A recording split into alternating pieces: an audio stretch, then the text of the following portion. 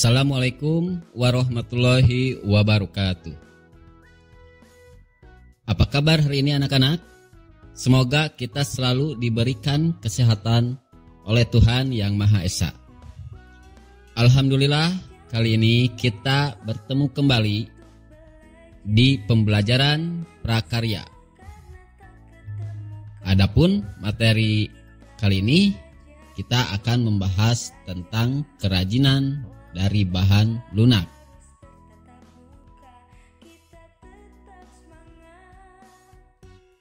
Apakah sudah tahu kerajinan dari bahan lunak? Ya, bahan lunak merupakan bahan yang bersifat empuk, lembut, dan mudah dibentuk. Jadi kalau kita membuat sebuah kerajinan dari bahan lunak, maka bahannya harus bersifat empuk, lentur, dan mudah dibentuk.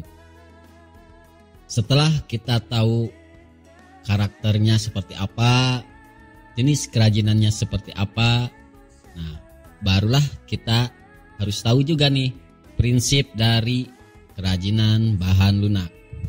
Apa yang harus ada pada kerajinan tersebut? Dalam prinsip ini dibagi menjadi dua, yaitu berdasarkan praktik wilayah kerjanya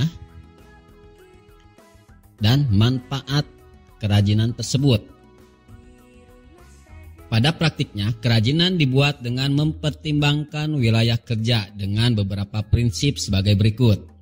Yang pertama, keterampilan tangan. Yang kedua, keterampilan teknik. Dan yang ketiga, kedaerahan atau tradisional.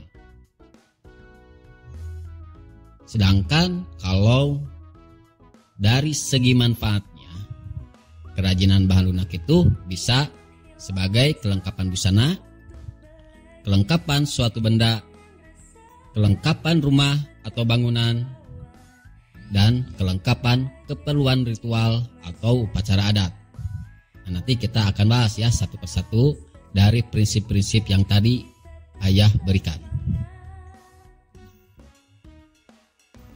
Yang pertama, kita akan bahas dari segi praktiknya atau wilayah kerjanya. Dari apa yang pertama? Ya, keterampilan tangan. Nah, keterampilan tangan itu merupakan kerajinan dibuat dengan menggunakan keterampilan tangan.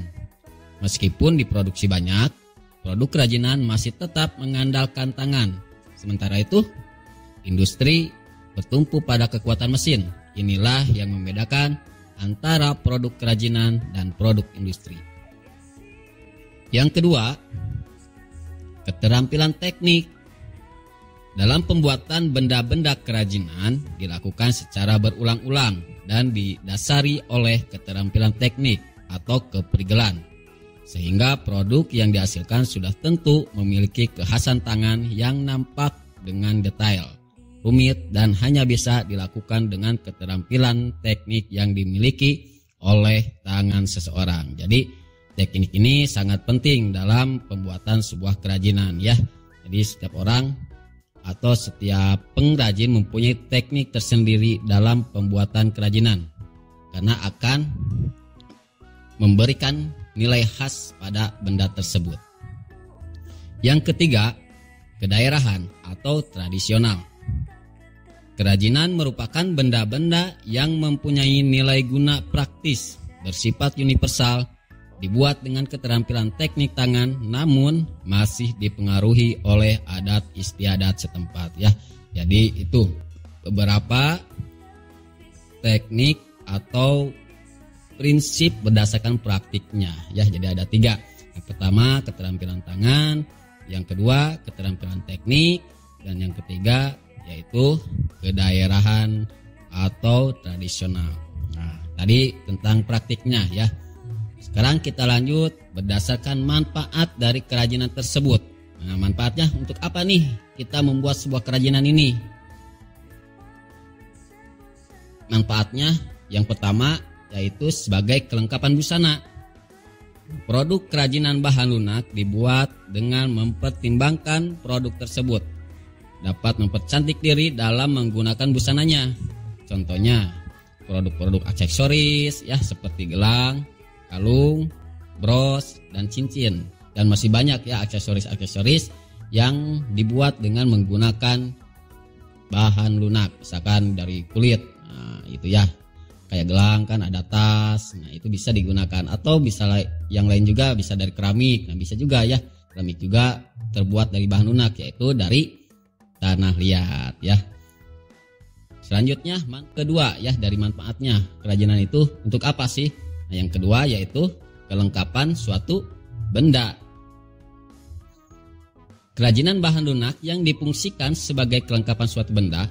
Contohnya kotak tisu yang dilengkapi dengan hiasan keramik pada bagian muka. Jika kotak tisu sudah tidak terpakai, keramik dapat dilepas dan dipasangkan pada kotak tisu lainnya. Seperti itu ya. Jadi kelengkapan suatu benda memperlengkap atau memberikan nilai lain pada suatu benda tersebut. Seperti tisu, nah ada wadahnya, wadah tisu ya. Jadi melengkapi tisu tersebut. Yang ketiga yaitu kelengkapan rumah atau bangunan.